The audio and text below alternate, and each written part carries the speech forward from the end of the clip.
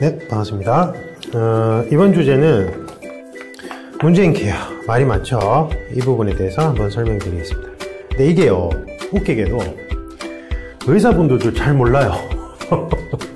그러니까 이게 구조적으로 너무 복잡하게 얽혀 있어가지고, 아니, 그분들이 핵심적인 부분에 대해서는 이제 알고 계시죠? 알고 계는데, 이제 이렇게 뭔가 서로 간에 복지부하고 의사분들 간에 어떤 의견 소통이 잘 안 되는 부분에 있어서 구체적으로 어떤 문제가 있는지를 잘 몰라요. 그러니까 바라보는 시각이 너무 달라요. 서로가 서로를 바라보는 시각이. 거기에 대해서 좀 답답한데, 문재인 케어의 핵심은 뭐예요? 일단 선진국에 비해서 우리나라 국민들이 의료보험이 있는데도 불구하고 병원 가서 내는 돈이 너무 많더라 이거예요. 여기서 출발한 거예요.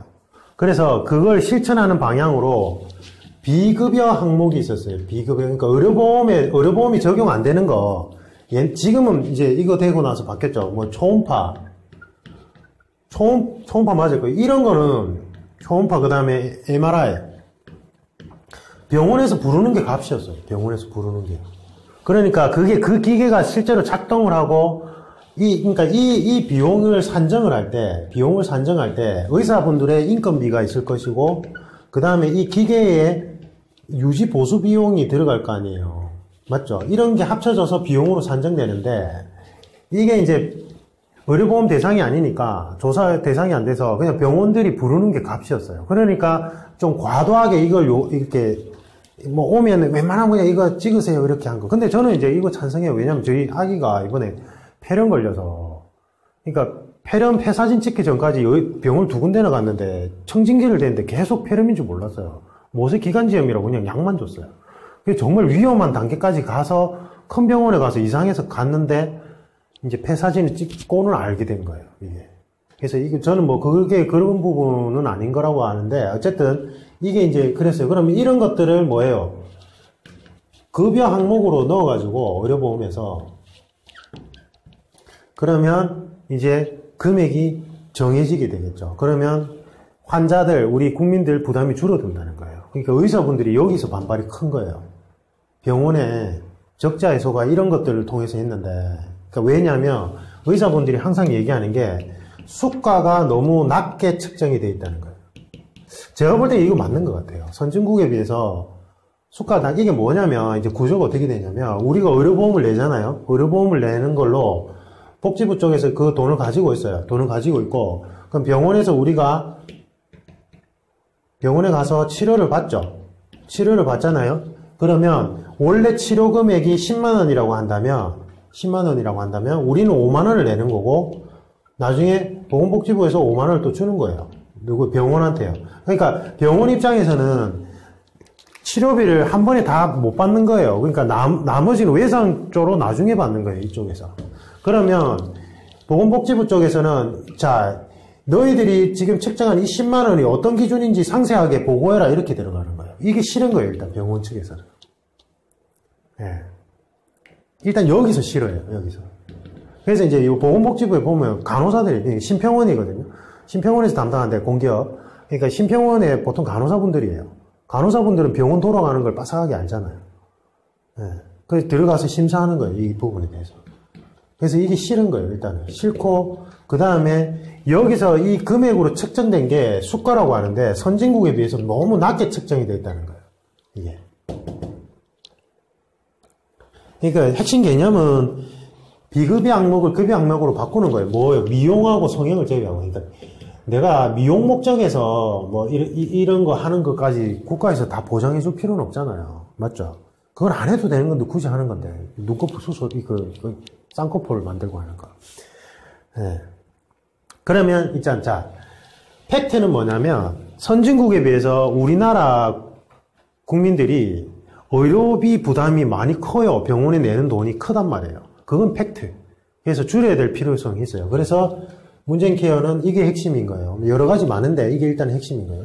그 다음에 또 팩트는 의사들 주장도 맞아요. 수가가 낮게 측정되어 있는 건 맞아요.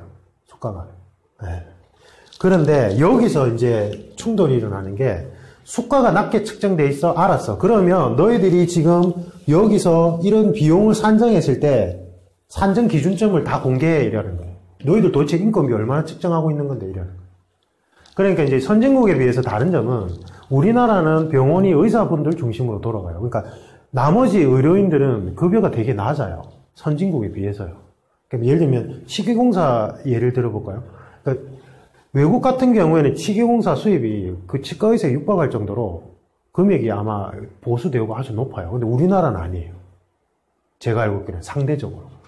그러니까 세상 거는 여러분들 몰라도 돼요. 모르셔도 되고. 그러니까 이제 그러면 수가가 낮다고 하면 높여줄 테니까 여기서 이렇게 나온 이 비용, 총 비용이 어떤 건지 정확하게 한번 설명해봐 이거예요. 그런데 이걸 공개를 안 해요. 의사들이 이걸 공개했을 때 다 까발려지니까 안 하는 거예요. 이거를. 그게 정부 쪽 주장이에요. 네. 그러니까 정부 측에서는 수가를 높여주고 싶어도 정확하게 이게 비용을 어떻게 산정했는지를 병원에서 공개 거부를 하고 있다. 그러니까 할 수가 없다. 뭐 이렇게 주장하는 거예요. 그러니까 의사분들 얘기해보면 정확하게 잘 몰라요. 이 부분에 대해서 정확히 잘 모르는데 수가가 낮다는 걸 알아요. 이분들이. 제가 봐도 맞는 것 같아요. 근데 이게 사실은 이 문제가 아니고 근본적인 문제는 그런 힘든 파트에 의사분들이 지원을 잘 안 해요. 그러니까 이게 악순환인 거예요. 수가가 너무 낮으니까 그렇게 고생하는 거에 비해서 다른 파트, 그러니까 뭐 성형외과 의사분, 그분들이 뭐 노력을 안 한다는 게 아니라 성형외과나 이런 데 비해서 너무 돈이 적은 거예요. 그 업무 강도에 비해서. 그러니까 자꾸 빠져나가죠. 이게 악순환이 계속 반복돼요. 그래서 사실관계는 이게 배경은 이래요. 배경은 이렇고 핵심적인 것만 이야기해 드렸습니다. 이거는 원래 여러분들이 조사해야 되지만 여러분들이 조사하기에 조금 힘들 수도 있을 것 같아서 제가 이제 간략하게 설명해 드리면 이렇고, 그러니까 요 정도만 아셔도 돼요. 더 이상 뭐 자세히 알 필요는 없고. 그러면 문제는 핵심 쟁점 뭐예요? 문재인 케어는 복지 일정이죠. 자, 복지 뭐죠? 자본주의가 수정자본주의로 진화하면서 받아들인 개념. 그러면 복지는 어떠한 유의사항이 있느냐? 앞에 이게 중요하겠죠. 뭐예요? 적정한 복지가 들어가야 돼요. 왜요? 복지에 뭘로? 세금으로 복지를 운영하죠. 그러니까 세금은 무슨 속성? 의무적 속성. 공동체 구성 원리상 의무는 최대 최소로 가야 돼요. 그러니까 안에 부딪히는 거예요. 복지를 많이 해주면 좋겠지만 그 복지의 세원이 국민들 세금이란 말이에요.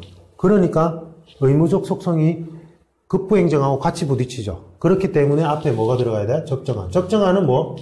가변성을 가지고 있기 때문에 기준점이 뭐? 시간축과 공간축 같이 고려해야 돼요. 그러니까 이 기준점 잡기가 힘들어요. 그러면 복지의 개념과 필요성은 적정한 기준점. 그러니까 문재인 케어를 한다고 해서 반대하면 안 돼요. 그거는 통치기구가 복지 측면에서 본인들이 판단할 때 시간축과 공간축을 고려했을 때 이게 적정하다고 생각해서 시행한다면 그 통치기구의 통치 철학인 거예요. 그러면 여기에 대해서 이익집단이 이것과 관련되어 있는 이익집단이 의사들이 집단 반발을 한다. 이것도 당연히 해도 돼요. 이것도 이분들의 기본권이에요. 권리예요, 권리.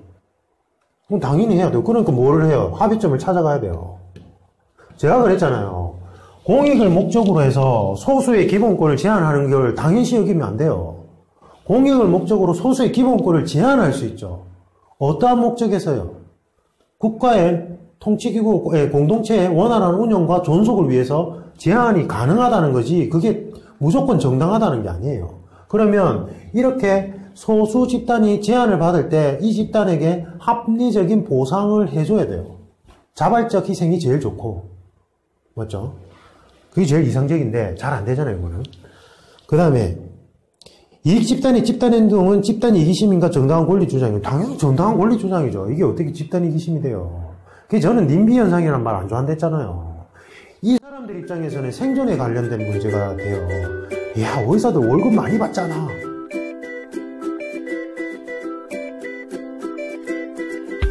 그렇게 생각하면 안 되죠. 그건 그렇게 생각하면 안 되죠. 그럼 물론 시대가 변화하니까, 그러니까 이제 의사분들도 그 생각은 이제 버려야 돼요. 뭘 버려야 되냐면, 의사가 되니까 나는 어느 정도의 수익은 보장될 거야 라는 생각은 버려야 돼요. 이제 무한 경쟁 시대고,